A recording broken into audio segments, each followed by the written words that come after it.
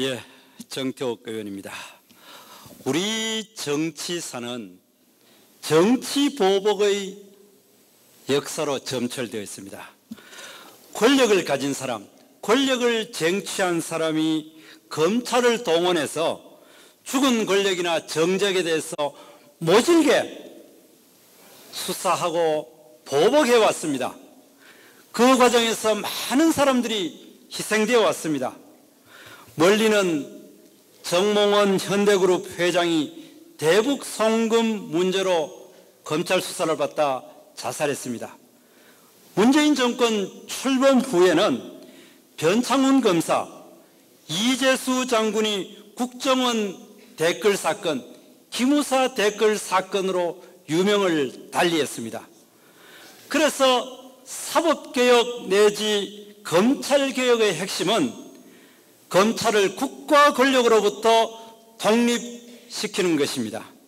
그리고 또 수사권과 기소권을 분리시켜서 인권이 보장되는 전제로 수사하도록 하는 것입니다. 지금 문재인 정부는 공수처를 사법개혁 내지 검찰개혁이야 핵심이라 해서 이야기를 하고 있습니다. 많은 문제점을 가지고 있습니다. 첫 번째, 공수처는 정치적 중립이 아니라 현재 검찰보다도 훨씬 대통령에게 종속되는 기관입니다.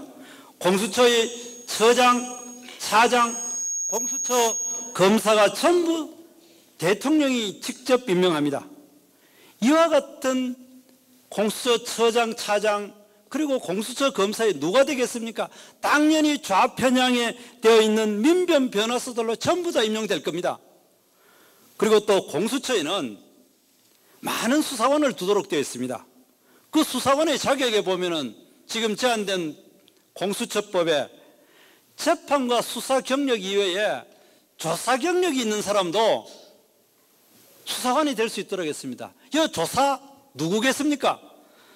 세월호 조사특위, 과거사 조사특위, 인권위 조사특위에서 좌편향되고 이념적으로 똘똘 뭉치고 온갖 악행을 저질렀던 사람들이 전부 다 공수처 수사관이라는 이름으로 임명될 것입니다. 더구나 더 문제는 공수처 검사는 임기가 9년입니다. 그리고 수사관의 정년은 60세입니다. 정권이 바뀐다 해서 이 좌편향되고 이념화되고 이런 사람들을 바꿀 길이 없습니다. 한번 공처가 만들어지면 공수처는 만들어지지 말아야 된다는 이유입니다. 그리고 두 번째,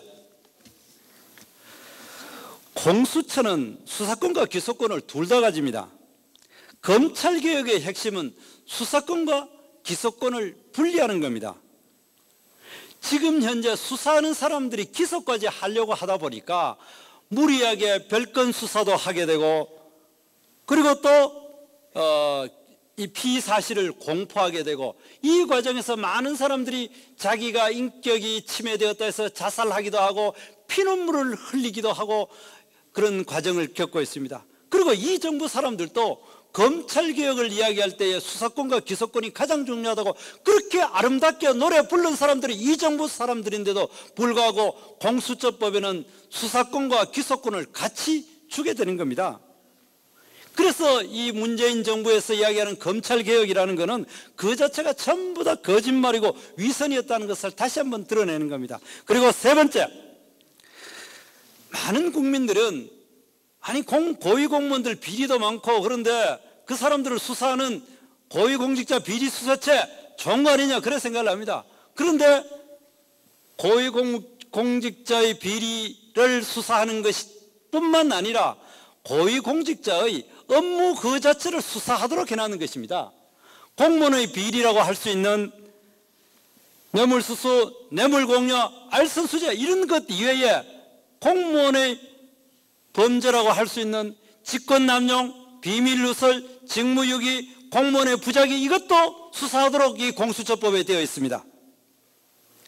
만약에 판사가 재판을 조금 연기하거나 국회의원이 법률심의를 다음에 미루는 것, 이 전부 다 직무유기가 됩니다. 부작위가 되기 때문에.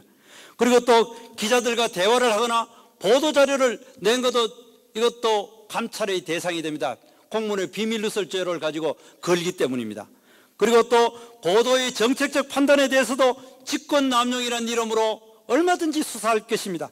그때마다 국회의원, 판사, 검사, 장차관 이런 사람들을 공수처에서 오라가라 수사하겠다, 감찰하겠다 이렇게 이야기한다면 누가 소신껏 국가와 국민을 위해서 제대로 일할 수 있겠습니까? 그리고 다음 문제는 수사 대상입니다. 공수처 수사 대상 7,000명이라고 하는데 그 속에는 당연히 국회의원과 장차관이 들어있습니다만 거기는 중요하게도 판사가 3,000명이 들어가 있고 검사가 2,000명 들어가 있습니다. 그리고 헌법재판소장과 재판관들 그런 사람들이 들어가 있습니다. 정권의 마음에 안 드는 재판을 하거나 수사를 하거나 헌법재판을 하거나 이런 사람들을 전부 다 감찰하고 수사하고 기소할 수 있는 기관입니다. 아마 제가 이 공수처가 만들어지면은 가장 먼저 기소될 사람이 누가 되겠습니까? 당연히 윤석열이가 1번으로 구속될 겁니다. 피의사실 공포했다고. 그리고 2번으로 될 사람 선창호 판사가 2번으로 기소돼가 구속될 겁니다. 왜냐? 이 재판하는 것도 전부 다 이 공수처법에서 심사할 수 있고 수사할 수 있고 감찰할 수 있도록 되어 있습니다.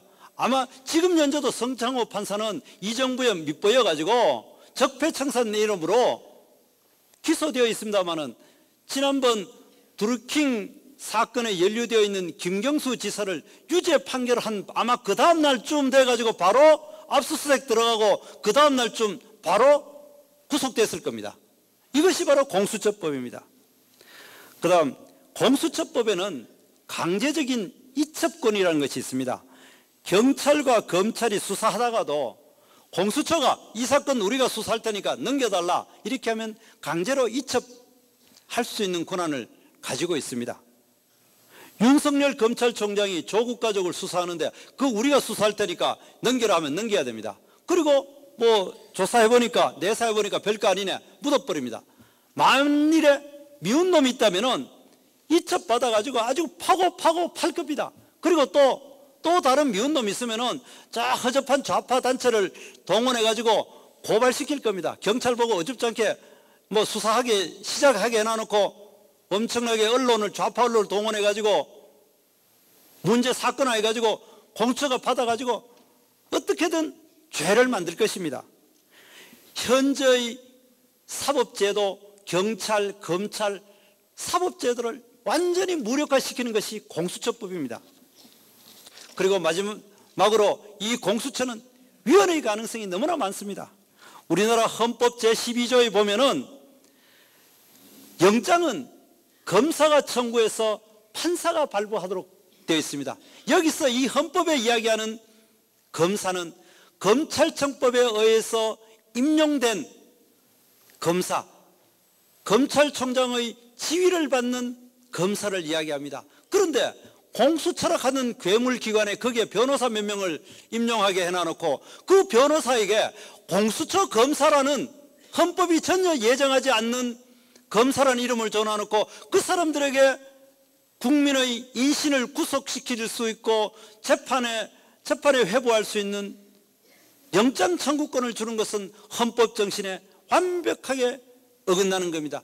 그리고 또 우리 헌법은 입법부, 사법부, 행정부를 상권을 분립하고 있는데 지금 공수처는 입법부에도 사법부에도 행정부에도 속하지 않는 무소분리의 공룡과 같은 기관입니다. 이거는 헌법에 대해서 정면으로 어긋나는 것입니다. 결국 이와 같은 문제 때문에 공수처는 이렇게 네 가지로 정리할 수 있습니다. 공수처는 좌편형 민변 변호사와 세월호 조사관으로 구성된 권력의 앞잡이 기관을 만드는 것입니다. 그리고 또 공수처는 장차관, 국회의원, 판검사, 헌법재판관을 비롯한 입법부, 사법부, 행정부에 대해서 감찰하고 수사하고 기소할 수 있는 공포의 기관이 되는 겁니다. 그리고 또 공수처는 자기 편은 얼마든지 봐주고 정적에 대해서는 모질게 탄압할 수 있는 인권 탄압기관을 만드는 것입니다. 그리고 또 공수처는 헌법을 무시하고 권력에 봉사하는 그런 위원회의 기관이 되는 겁니다. 이런 기관을 여러분들이 만드는 걸 용납해서 되겠습니까, 여러분? 입법부, 사법부, 행정부에 고위직을 전부 다 수사하고 기소하고 감찰할 수 있는 권한을 가진 것은 인류 역사상에 3가지 사례가 있습니다. 나치 독일의 캐슈타포, 그리고 중국의 국가감찰위원회, 북한 김정인의 국가보위성이 그렇습니다. 우리 자유 대한민국이 과연 이런 나라들과 똑같은 제도를 만드는 것이 과연 우리 국민들이 용납해서 되겠습니까? 절대 안 되는 것입니다. 그래서 우리 자유한국당 전 국회의원과 우리 황교안 대표가 다 같이 어떤 일이 있어도 이 공수처법을 막아내도록 하겠습니다. 대구 시당의 당원 동지 여러분들이 뜨겁게 밀어주시기 바랍니다. 고맙습니다.